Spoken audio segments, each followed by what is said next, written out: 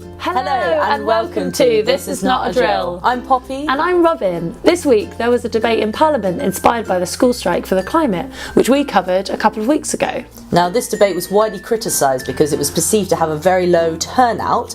We want to know what happened in that debate and how it really fits in with government policy. We're going to bring you the answers.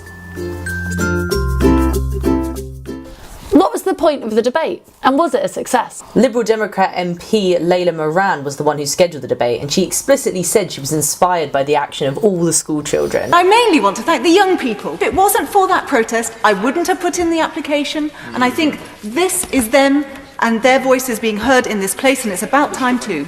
Clive Lewis, the Labour MP, also agreed.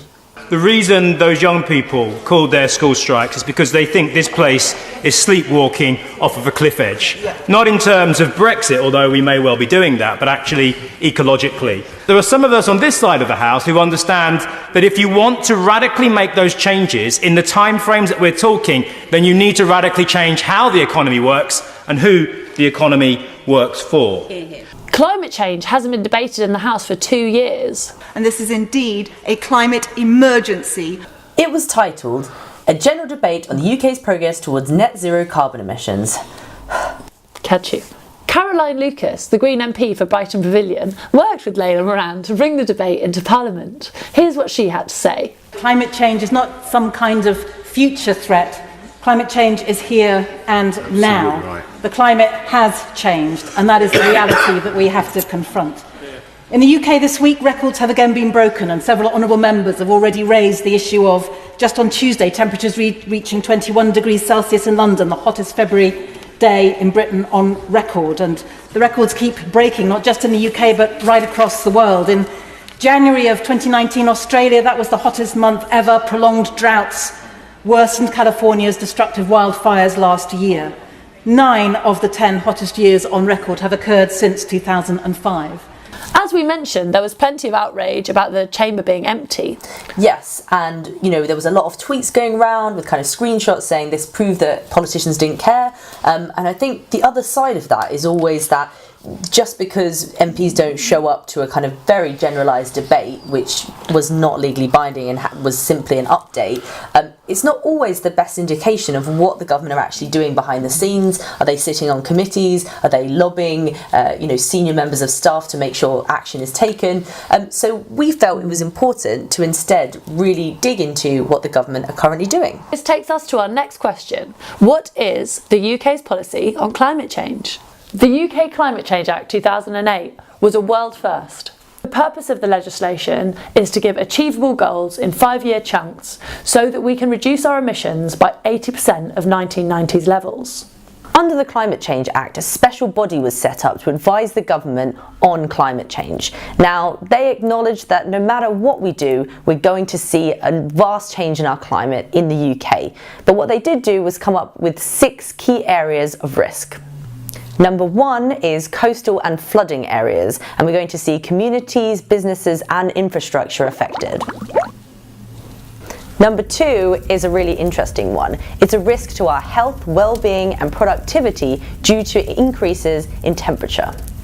Number 3 is a hugely important one. It's water, and we're going to need to make sure we have enough water for industry, agriculture and energy.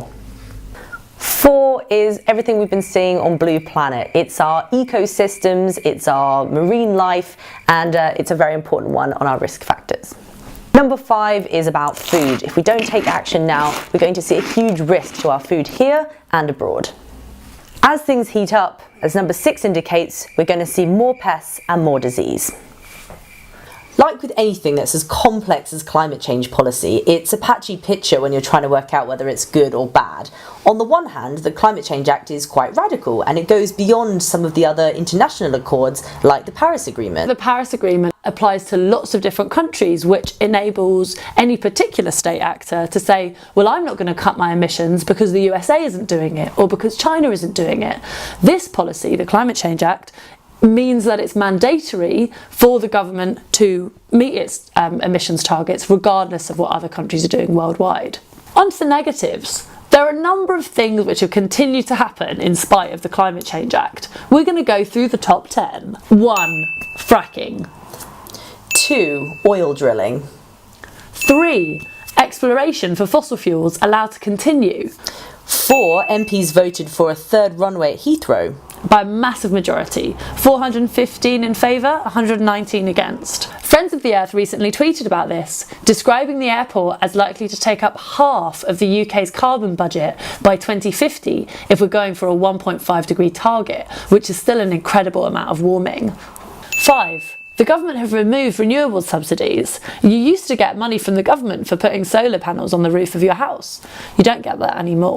Number 6, ongoing fossil fuel subsidies. In fact, a recent report found that the UK was the worst within the EU for offering continued fossil fuel subsidies. Number 7. It doesn't look very good for the government's interest in climate change when bringing up the conversation has continually been left to these folks, and these folks.